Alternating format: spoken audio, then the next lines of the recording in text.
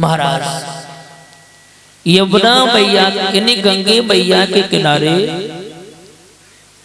एक बहुत सुंदर नगर था।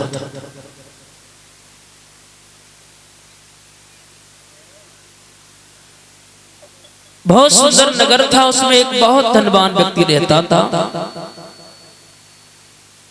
इतना धनवान था परीक्षित महाराज, इतना धनवान था, जीवन में उनमें उसने एक पैसा भी दान नहीं किया। उसने एक पैसा भी दान नहीं किया।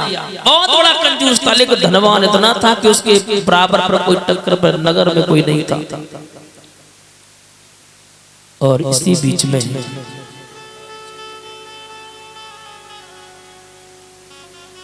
ये दीपक यादव, पंकज यादव ये हार डाल करके हमें सम्मान कर रहे हैं और 501 रुपये से हमारा सम्मान कर रहे हैं और हमारे सभी साथियों का 101 रुपये सम्मान कर रहे हैं। परमपिता परमात्मा से निवेदन करना चाहूंगा, इनका हाथ हमेशा धर्म के प्रति बढ़ता रहे। श्रोताओ, इतना धनवान था कि जीवन में उसने परीक्षित महाराज एक पैसा भी दान नहीं किया। और जब दान नहीं किया तो लोगों ने उसका बैंक में नाम दानचंद रख दिया। महाराज जी, वैसे लोग बाग ऐसा करते हैं कि अगर कोई धनवान अगर दान नहीं करता तो मुफ्त में उसका बैंक में लोग विपरीत नाम रख देते हैं। उसका नाम दानचंद रख दिया। कोई पूछे दानचंद इधर आओ, दानचंद ये कर लो, दानचंद इधर आ जाओ, दानचंद मेरा वो काम कर दो। अब तो बैंक में लोग उसका नाम दानचंद कह के पुकारने लगे। जब दानचंद कह के पुकारने लगे, एक दिन की बात है, भगवान की कृपा हुई तो उसका पाठ गृह संस्कार यानी विवाह हो गया। और जब विवाह हो गया तो एक दिन की बात है, दशहरा का पर्व पड़ा। धर्मपत्नी बोली, स्वामी जी आज मुझे कम से कम 5 वर्षें हो गई तुम्हारे साथ रहते रहते, लेकिन आपके सुंदर से कर के द्वारा यानी हाथ के द्वारा मैंने कोई एक पैसा भी दान करते नहीं देखा। जवाब दिया, क्या कह रही है? बोले हाँ मैंने देखा है, कोई तो भगवान की पावनमयी कथा करवाता है, कोई अखंड रामायण करवाता है, कोई दान करता है, लेकिन आपके कर कमलों द्वारा मैंने कोई 1 रुपया भी दान करते तो मैं नहीं देखा। दानचंद बोला, सब कछु कहियो लेकिन जय मत कहियो, मैं एक पैसा भी दान नहीं करूंगा। बोले मैं प्रिय एक काम करो, दान मत करना, लेकिन दशहरा का पर्व पड़ा है, जाओ गंगा मैया स्नान करके आओ। बोले मैं वहां भी नहीं जाऊंगा, क्योंकि वहां जाएंगे तो हमें पंडा मिलेंगे और पंडा मिलेंगे तो दक्षिणा देनी पड़ेगी। बोले मैं नहीं जाऊंगा। बोले प्रभु इतने तुमने पाप कर लिए, पुण्य तो कर, गंगा मैया तो ना आया।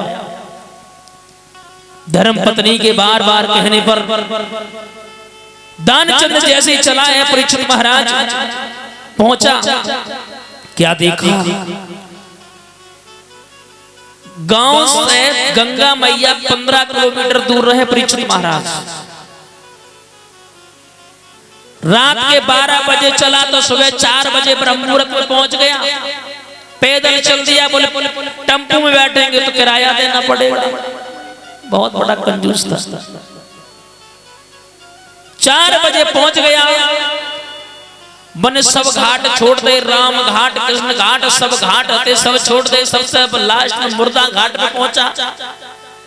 मन में विचार किया कि इस घाट पर जाएंगे तो पंडा मांगेगा, मुर्दा घाट तो खाली पड़ा रहता है, जब कोई अपनी सीट खाली करता है तो भर जाता है, तो खाली पड़ा रहता है। मेरे श्रोताओं, मुर्दा घाट पे जैसे पहुंचे वस्त्रों को उतार करके रख दिया। भगवान ने मन में विचार किया, ओरे भक्त आज तुझे हम छकाते हैं। भगवान ने पंडा का रूप धारण किया और मुर्दा घाट पर पहुंच गए। वो दानचंद ने जैसे ही डुबकी लगाई और डुबकी लगाए के बाहर निकलो, एकदम से महाराज भगवान बोले जय हो गंगे मैया की।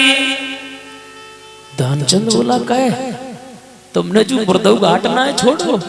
बोले आपके जैसे यजमान आ जाते हैं, सालों खान का बंदोबस्त करके चले जाते, हम खाते रहते पड़े रहते, हमें तो वो माया की कोई जरूरत ही ना है, बस जो पेट भरत रहे।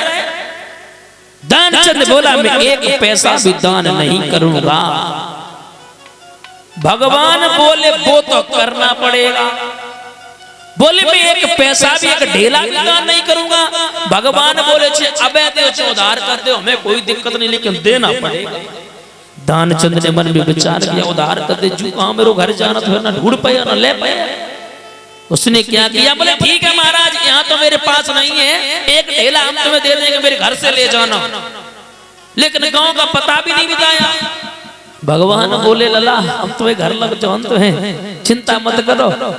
उसी समय महाराज दानचंद स्नान करके तो वहां से चला गया और वहां से आगे की ओर भगवान ने मन में विचार किया जा रहा।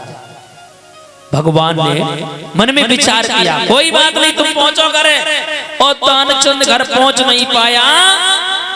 जैसी सुबह हुआ पंडा का रूप धारण किया, आवाज लगा दी द्वार पर जय हो गंगे मैया की। उसी समय धर्म पत्नी बाहर निकल के आई, बोले हाँ प्रभु क्या बात है।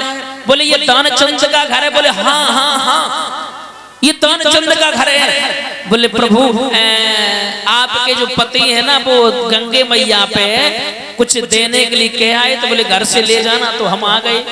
धर्मपत्नी भाग करके गई, स्वामी जी तुम गंगे मैया पे कुछ देवे के लिए कह आए, तो बोले हाँ हाँ। बोले द्वार पर पंडा आ गए, बोले क्या तो दानचंद है ही ना है। धर्मपत्नी भाग के आई, महाराज कुछ दिनों के लिए हमारे स्वामी जी बाहर गए हैं, बाद में आ जाना।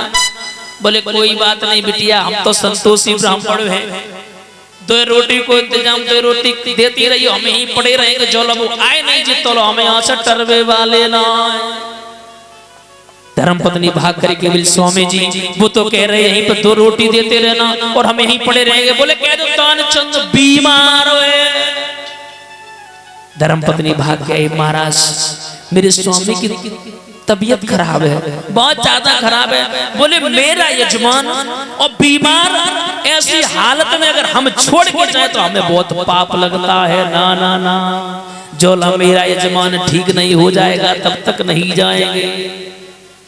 धर्मपत्नी भाग के आई, स्वामी जी वो तो कह रहे जब तक तुम ठीक नहीं हो जाओगे तब तक नहीं जाएंगे। बोले कह दो दानचंद मर गया। बोले स्वामी जी तुम तो जिंदा धरे, हम कहां तक कह दे मर गए।